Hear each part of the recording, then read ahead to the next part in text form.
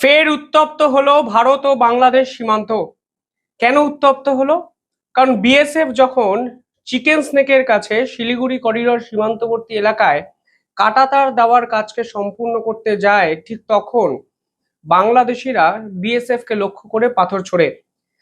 আমি এখনো ঠিক বুঝতে পারছি না যে ভারতের জমি ভারত কাঁটাতার দেবে কিংবা পাঁচিল তুলবে, সেটা তো ভারতের নিজস্ব সিদ্ধান্ত। সেখানে বাংলাদেশিদের বোঝার কি আছে? এবং এই ঘটনা ঘটার পর বিএসএফ এর উচিত ছিল তৎক্ষণাৎ গুলি চালানো, কিন্তু বিএসএফ অত্যন্ত সংযমী আচরণ কিন্তু করেছে। আমাদের জায়গাতে আমরা কাঁটাতার দেব নাকি সেটা আমাদের সিদ্ধান্ত, এটা জানার পরও বাংলাদেশিরা দিনের পর দিন সীমান্তে যে ধরনের আচরণ করছে তা কিন্তু এক কথায় মেনে নেওয়া যায় না। বাংলাদেশিরা সত্যি কি জানে না যে তাদের সেনাবাহিনীর স্ট্রেংথ কতটা?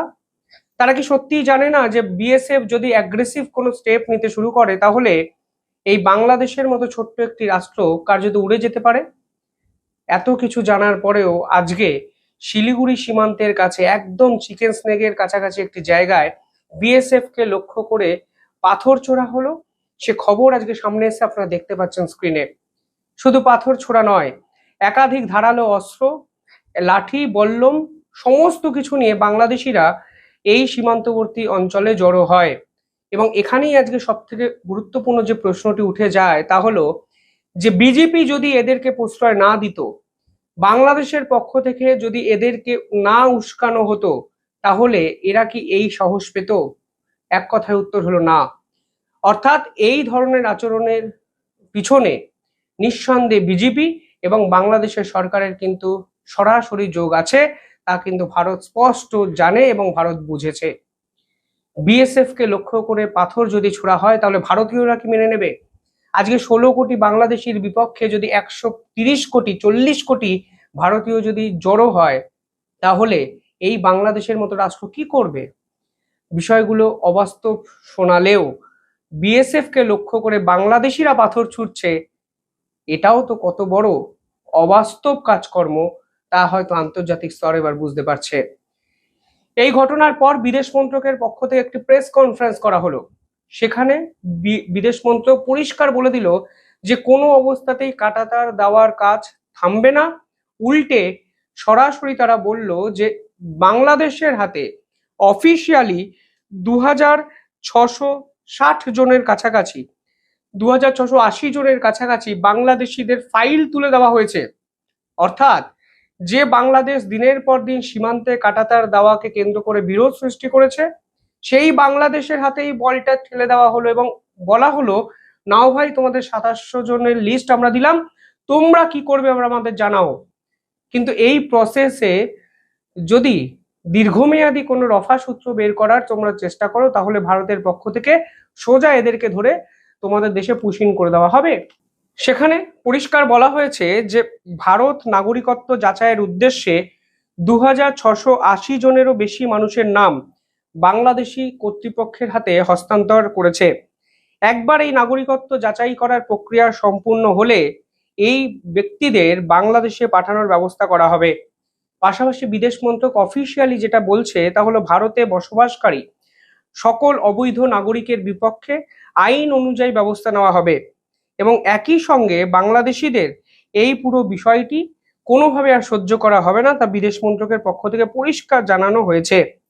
এবং আরো একটা ইম্পর্টেন্ট বিষয় বিদেশ মন্ত্রক এখানে অফিসিয়ালি বলেছে যে ভারত ও বাংলাদেশ এক্ষেত্রে একই সঙ্গে নাগরিকত্ব যাচাই করবে। এবার একই সঙ্গে নাগরিকত্ব যাচাইয়ের বিষয়টি কি? এই পুরো বিষয়টি যদি বুঝতে হয় আপনাদের হাকিমপুর সীমান্তে আসতে হবে। শেষ 2-3 দিন ধরে আপনারা দেখেছেন ধারাবাহিকভাবে হাকিমপুর সীমান্তে পশ্চিমবঙ্গ এবং ভারতের বিস্তীর্ণ জায়গায় ছড়িয়ে ছিটিয়ে থাকা অবৈধ বাংলাদেশিরা এসে জড়ো হচ্ছে।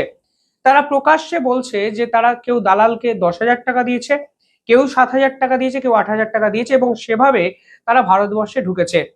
এই ভারতবর্ষে ঢুকে তারা বিভিন্ন জায়গায় ছড়িয়ে ছিটিয়ে পড়েছে, ফলে এদেরকে খুব সহজে ডিটেক্ট করা যায়নি। আর পশ্চিমবঙ্গে বাংলাদেশিদের তো মানে অগাধ যাতায়াত, তৃণমূল নেতাদের সৌজন্যে তাদের Aadhaar card, voter card, PAN card, এমনকি কোভিড ভ্যাকসিনেশন সার্টিফিকেটও জোগাড় করা হয়ে গেছে। ফলে খুব সহজেই কে বাংলাদেশি এবং কে পশ্চিমবঙ্গের বাসিন্দা সে বিষয়ে কিন্তু কনফিউশন তৈরি হয়েছিল তৃণমূল কংগ্রেসের জমানায়। কিন্তু বিজেপি ক্ষমতায় এসে এই অবৈধ বাংলাদেশিদের একঘরে করার কাজ শুরু করে এবং সরাসরি বলা হয় ডিটেক্ট, ডিলিট এবং ডিপোর্ট, অর্থাৎ এদেরকে ধরো, আইনের আশ্রয় নিয়ে আইন অনুযায়ী তাদেরকে বাংলাদেশে পুশ ইন করে দাও। এই কর্মকাণ্ড শুরু হওয়ার পর আতঙ্কে ভোগে বাংলাদেশিরা। হাকিমপুর সীমান্তে একে একে বাংলাদেশিরা এসে জড়ো হয়। এবার আজকে ভারত সরকারের পক্ষ থেকে বলা হয়েছে দ্বিপাক্ষিক সিদ্ধান্ত নেওয়া হবে। এর অর্থ হলো বিএসএফ এর পক্ষ থেকে বলা হয়েছে যে যারা বাংলাদেশে ফিরে যেতে চাইছে তাদের সঙ্গে বিজেপির যোগাযোগ করিয়ে দেওয়া হবে। প্রাথমিকভাবে আমরা এই অবৈধ বাংলাদেশিদের আইডেন্টিটি ভেরিফিকেশন করব এবং ভেরিফিকেশন করার পর এদের তথ্য বিজেপির হাতে তুলে দেব।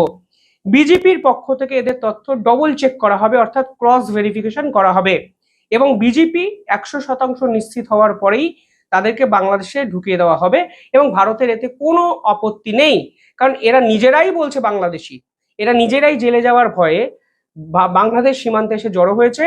ভারত সরকারের পক্ষ থেকে কাউকে খুঁজে আনতেই হয়নি হাকিমপুর সীমান্তে, তার আগেই এরা বিভিন্ন জায়গায় দালাল মারফত এসেছি সারেন্ডার করে দিয়ে বিজেপির কাছে নিজেদেরকে আত্মসমর্পণ করার জন্য রাজি। ফলে আজকে বিদেশ মন্ত্রকের পক্ষ থেকে ঠিক একথাই বলে দেওয়া হয়েছে যে আজকে বাংলাদেশের হাতে বাংলাদেশিদের তুলে দেওয়া হবে আইন অনুযায়ী এবং এক্ষেত্রে 2680 জনের একটি প্রকাণ্ড লিস্ট ইতিমধ্যেই তুলে দেওয়া হয়েছে। পাশাপাশি আজকে সীমান্তে যে হোল্ডিং সেন্টার তৈরি হয়েছে সেখানে প্রায় 550 জন অবৈধ সন্দেহজনক বাংলাদেশিদের জায়গা হয়েছে এবং থার্সডে অর্থাৎ বৃহস্পতিবার এই পুরো বিষয়টি আরো অতিরিক্ত আকর্ষণের কেন্দ্রবিন্দুতে পৌঁছায়, কারণ গোটা বাংলা থেকে প্রায় 250 জন আনডকুমেন্টেড বাংলাদেশিকে এই হোল্ডিং সেন্টারে পাঠানো হয়েছে। এদের কাছে 1 মাস সময় আছে, এদেরকে নিজেদেরকে প্রমাণ করতে হবে যে এরা ভারতীয়। সমস্ত তথ্য ডকুমেন্ট যদি সঠিক বেরোয় তাহলে নিজেদের জায়গায় ফিরিয়ে দেওয়া হবে, না হলে ঘরের ছেলে ঘরে ফিরে যাওয়ার মতো এদেরকে বাংলাদেশে ফেরানোর প্রস্তুতি ভারতের পক্ষ থেকে অফিসিয়ালি নেওয়া হয়েছে। ভারতীয়রাও কিন্তু এই পুরো বিষয়টাই এগিয়ে আসছে।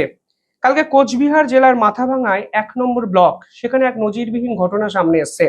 সেখানে 7 গ্রাম অঞ্চলের বাসিন্দারা নিজেদের জমি বিএসএফ এর হাতে হস্তান্তর করছে এবং তারা বলছে যে দিনের পর দিন এই অঞ্চলে কাঁটাতার ছিল না, এর ফলে বাংলাদেশিরা ভারতবর্ষে ঢুকে বিভিন্ন অবৈধ কাজকর্মে লিপ্ত হয়েছিল।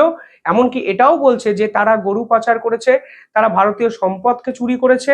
ফলে আমাদের সিকিউরিটি কনসার্নিং ইস্যুতে এক বড় সড় সংশয় তৈরি হয়েছিল, কারণ এই অঞ্চলে কাঁটাতার দেওয়া ছিল না। ফলে এই অঞ্চলে এখন কাঁটাতার দেওয়া হোক। শুভেন্দু অধিকারীর বিজেপি বা সরকার অত্যন্ত ভালো সিদ্ধান্ত নিয়েছে এবং ভালো সিদ্ধান্ত নিয়েছে বলেই আমরা নিজেদের জমি ভলেন্টিয়ারি বিএসএফ এর হাতে তুলে দিচ্ছি এবং সেই তথ্য কালকে আমাদের সামনে এসেছে। ফলে যখন একটি সরকার সুরক্ষার জন্য, জাতীয় সুরক্ষার জন্য এই ধরনের সিদ্ধান্ত নেয়, তখন আপামর জনগণ যে স্বতঃস্ফূর্তভাবে এইভাবে এগিয়ে আসে তারই কিন্তু নিদর্শন সীমান্তবর্তী অঞ্চলে আমরা ধারাবাহিকভাবে দেখতে পাচ্ছি। ইতিমধ্যেই 27 কিলোমিটার জমি বিএসএফ এর হাতে হস্তান্তর করা হয়ে গেছে, যার মধ্যে 18 কিলোমিটার জায়গায় কাঁটাতার দেওয়া হচ্ছে এবং 9 কিলোমিটার জায়গায় ফাঁড়ি এবং একাধিক পরিকাঠামো তৈরি করা হবে বিএসএফ এর পক্ষ থেকে। এই পুরো বিষয়টা নিয়ে বাংলাদেশ সরকার নোংরা রাজনীতি করতেও শুরু করে দিয়েছে। কাঁটাতার দেওয়াকে কেন্দ্র করে বিএসএফ কিছুদিন আগেই গুলি চালাতে বাধ্য হয় এবং সেই গুলিতে 2 জন চোরাচালানকারী, যার নাম মোহাম্মদ মুরসালিন যার বয়স 20 এবং নবীর হোসেন যার বয়স 50, এরা নিহত হন।